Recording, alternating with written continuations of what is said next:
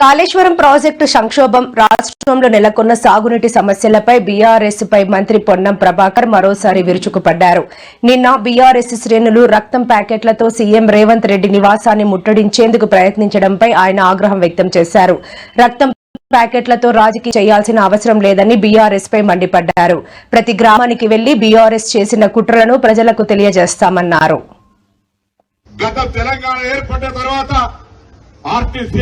బాగైతుంది అనుకుంటే ఆర్టీసీ సమ్మె చేస్తే పదుల సంఖ్యలో చనిపోతే కూడా ఎవరు పట్టించుకోనటువంటి పరిస్థితి 50 రోజులు సమ్మె జరిగింది. కానీ మొన్న కొన్ని వాళ్ళ అంశాలుంటే పరిశీలిస్తామన్నప్పటికీ కూడా సమ్మెపోతే 3 రోజుల్లో మొత్తం ప్రభుత్వం అంతా వాళ్లకు సంబంధించి అన్ని రకాల అంశాల మీద ఇలా కార్మికుల సంక్షేమం మాకు ముఖ్యం అనే ఆలోచనతోటి పెండింగ్ లో ఉన్నటువంటి 2013 బాండ్స్ కావచ్చు, 2017, 2021 పిఆర్సీ కావచ్చు, ఈ విధంగా అన్ని రకాలై అమలు చేస్తూ కార్మికులను సంతోషంగా ప్రయాణం. ఎందుకంటే రోజు 60 లక్షల కిలోమీటర్లు బస్సులు తిరిగేటువంటి వ్యవస్థ, అందులో 35 లక్షల పైన నా అక్క చెల్లెళ్లే ఉచితంగా ప్రయాణం చేసే వ్యవస్థలో ఇలా ఆర్టీసీ డ్రైవర్ కండక్టర్లకు అందరూ తప్పటువంటి వాళ్ళకి ధన్యవాదాలు చెప్పారు. ఎందుకంటే ప్రభుత్వం మేనేజ్మెంట్ చేసిన ఆర్టీసీ కండక్టర్లు డ్రైవర్లు నిరంతరంగా శ్రమపడి రాఖీ పౌర్ణమికి కూడా హైయెస్ట్ ప్యాసింజర్స్ ను ట్రాన్స్పోర్ట్ చేసినటువంటి వాళ్ళందరికీ సంస్థ తరఫున అభినందనలు తెలియజేస్తా ఉన్నాం. అధికారులు కూడా కొంత మొండి వైఖరుండి అధికార తర్పం చూపిస్తే వాళ్ళందరినీ కూడా స్ట్రీమ్ లైన్ చేసి కార్మికులంటే కుటుంబ సభ్యులు, ప్రయాణికులు మనకు దేవుళ్లలాగా ప్రజా రవాణా వ్యవస్థ ఉండాలని కోరుకున్నాం. ఇలా పెద్దల మంత్రి సీనియర్ చాలా రకాల కార్యక్రమాలు ఉంటాయి. నేను స్థానిక మున్సిపల్ చైర్మన్ ను పార్టీ నాయకత్వాన్ని గ్రామ సర్పంచులకు కోరుతా ఉన్నా. ఆర్టీసీ ప్రతి ఊరికి చేసుకోవాలి. నాకు తెలిసి ఇరిగేషన్ పరంగా గతంలో పనిచేసిన మంత్రులందరికంటే కూడా అధికంగా పూర్తి స్థాయి శ్రమపడి ఆ యొక్క ఇరిగేషన్ శాఖలో ఉన్నటువంటి పరిస్థితులను చక్కదిద్దే ప్రయత్నం చేస్తా ఉన్నారు. చిన్న సినిమా నిర్మాతలకు తమ పార్టీ అండగా నిలుస్తుందని, భవిష్యత్తులో తమకు రాష్ట్రాన్ని నడిపించే అవకాశం లభిస్తే వారికి మేలు చేసేలా కొత్త సినీ విధానాన్ని తీసుకొస్తామని కల్వకుంట్ల కవిత అన్నారు. అదే సమయంలో ఇటీవలి ఎన్నికల్లో ఓ వ్యక్తిని ముఖ్యమంత్రిని చేసినంతగా ప్రజాదరణ పొందిన పాటకు సంగీతం సమకూర్చిన చరణ్ అర్జున్ పై తనకు కాస్త కోపం ఉందని సరదాగా ఆమె చేసిన వ్యాఖ్యలు రాజకీయ సినీ వర్గాల్లో ఆసక్తి రేకెత్తించాయి. పవన్ కళ్యాణ్ గారు ఏమంటాడు? అనేకమైన మాటలు అన్నాడు. తెలంగాణ వాదులు ప్రాంతీయవాదం అంటే ఉగ్రవాదం అన్నాడు. అనుకుంటా నేను గద్దరన్నకు కారు కొనిచ్చిన అన్నాడు. అంటే మీరు మా కళాకారులను ఎందుకు అవమానపరుస్తారు? ఒక పక్కనేమో ప్రొఫెసర్ నాగేశ్వర్ మాట్లాడితే ఆయన మీదకి వస్తారు, మేధావుల మీదకి. ఇంకో పక్క కళాకారులు. అసలు మీరు కూడా కళాకారుడే కదా, మీరు సినిమా యాక్టరే కదా. మీరు సినిమా యాక్టర్గా మీకు ఎట్లా వస్తుంది జీవనాధారం? ఏ సినిమాకైనా హయ్యెస్ట్ ఇన్కమ్ నైజాం నుంచే వస్తుంది. అంటే మా తెలంగాణ బిడ్డలు చూసే టికెట్లతోనే మీ సినిమాలు నడుస్తాయి. హైయెస్ట్ ఇన్కమ్ నైజామే, హైయెస్ట్ కలెక్షన్స్. అంటే మీరు కొనుక్కున్న ప్రతి కారులో మా తెలంగాణ బిడ్డలు కొన్న టికెట్ పైసలు ఉన్నాయి. మీరు కొనుక్కున్న ప్రతి భూమిలో మా తెలంగాణ బిడ్డలు కొన్న టికెట్ పైసలు ఉన్నాయి. మీరు మా గద్దరన్నను పట్టుకొని నేను కారు కొనిచ్చినానని ఆయన చనిపోయాడు. మీరు కొనిచ్చిరో కొనియలేదో ఎవరు తెలియదు. కానీ జనరల్గా ఏమంటారంటే మనం ఒక మంచి పొజిషన్లో ఉన్నప్పుడు కుడి చేత్తోని దానం చేస్తే ఎడమ చేతికి తెలియద్దు అంటారు. అప్పుడెప్పుడో కారు కొనిచ్చి గప్పాలు కొట్టుకునేది మీరు కొంటే కొన్నారు కావచ్చు, పెద్ద ముచ్చటేముంది. ఆయన ఎన్ని ఫోక్ ట్యూన్స్ దొంగతనాలు చేసి మీరు సినిమా పాటలు పెట్టుకుంటలేరు. ఇచ్చిరా ఎప్పుడన్నా రాయల్టీ? మీరు ఫోక్ ఆర్టిస్టులకి ఎప్పుడన్నా ఫోక్ ఆర్టిస్టులను ఆదుకున్నారా? చిన్న నిర్మాతలను ఆదుకున్నారా? పక్క రాష్ట్రాల్లో ఎట్లా చేస్తారు? తమిళనాడులో అక్కడిక్కడ వాళ్ళందరూ. నేను ఎందుకు ఈ మాట చెప్తా ఉన్నా అంటే మీరు ఒకటంటే మేము 100 అనాల్సి వస్తుంది. ఒక పక్కనేమో ఇట్లా అరుణాచల్ ప్రదేశ్ లో ఓటేసిన నేను తెలంగాణలో ఓటు వేయకూడదు. 1 nation 1 citizen 1 vote. Andhra Telangana అని కాదు. ఇప్పుడు నేను సేడం కొడంగల్ ఎగ్జాంపుల్ చెప్పిన. కాంగ్రెస్ పాలనలో మహిళలకు రక్షణ లేదు అని సొంత ప్రభుత్వంపై ఎమ్మెల్సీ విజయశాంతి సంచలన వ్యాఖ్యలు చేశారు. ఈ సందర్భంగా ఆమె మాట్లాడుతూ పోక్సో కేసులో అరెస్టు అయిన నిందితుడు రాజ్ కుమార్ బెయిల్పై విడుదల కావడానికి పోలీసుల నిర్లక్ష్యమే కారణమని ఆరోపించారు. రాజ్ కుమార్ దగ్గర లంచం తీసుకుని పోలీసులు విడుదలకు సహకరించారన్న విషయం తెలిసి షాకుకు గురయ్యారని తెలిపారు.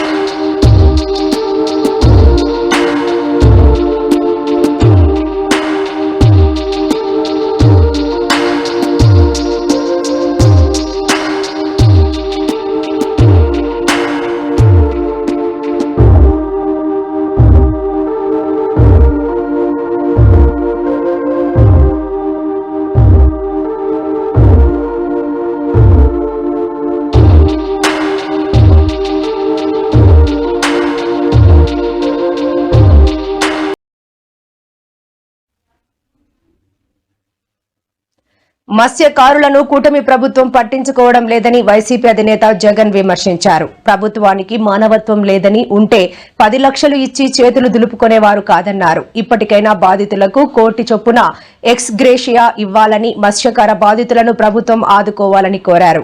వైసీపీ మళ్లీ అధికారంలోకి వచ్చిన నెలలోపే బాధిత కుటుంబాలను ఆదుకుంటామని హామీ ఇచ్చారు.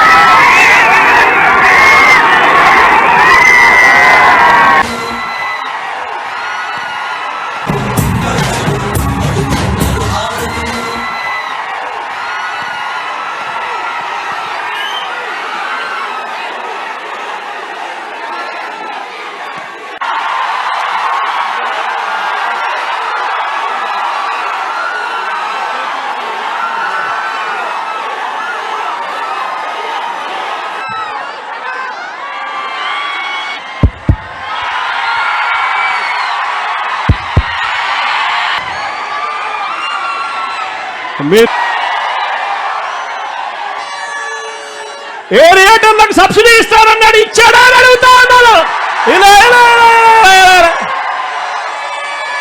చూస్తూ చూస్తూ 2 సంవత్సరాలు దాటిపోయింది. కళ్ళు మూసుకొని కళ్ళు తెరిచేసరికి మనం 3 సంవత్సరాలు కూడా పోతాయి.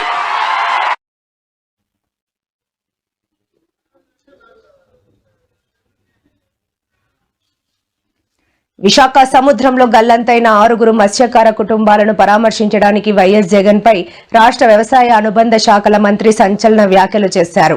మత్స్యకారుల సంక్షేమాన్ని పూర్తిగా విస్మరించి ప్రమాదాల్లో ప్రాణాలు కోల్పోయిన మత్స్యకారుల కుటుంబాలకు అందాల్సిన పరిహారాలను సైతం పెండింగ్ లో పెట్టిన మాజీ ముఖ్యమంత్రి జగన్మోహన్ రెడ్డి పరామర్శ పేరుతో రాజకీయాలు చేయడం ప్రజలను మోసం చేసే ప్రయత్నమేనని మంత్రి కింజారపు అచ్చెన్నాయుడు తీవ్రస్థాయిలో విమర్శించారు. జరిగితే వీళ్ళు స్పందించింది ఏమిటో తెలుసా? వీళ్ళు ఇచ్చేది ఏం తెలుసా? ముస్టేసినట్టు ఎక్స్గ్రేషియా కింద 10 లక్షల రూపాయలు 5 లక్షల రూపాయలు మేము ఇచ్చినాము అని చెప్పి సంకలు గుద్దుకుంటా ఉన్నారు. సిగ్గు లేకుండా 10 లక్షలు ముష్టి అంటావా? నీకు సిగ్గుంది అసలు? ముష్టితో 10 లక్షలు ముష్టి అంటావా? నీకు సిగ్గుంది అసలు? ముష్టితో పోలుస్తావా?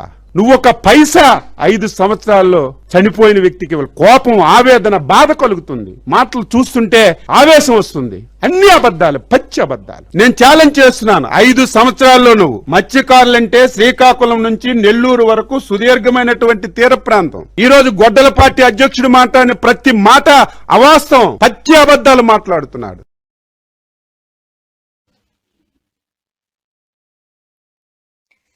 ప్రభుత్వ పాలనలో వేగం పెంచేందుకు, అభివృద్ధి పనుల్లో జాప్యాన్ని నివారించేందుకు ముఖ్యమంత్రి చంద్రబాబు కీలక నిర్ణయం తీసుకున్నారు.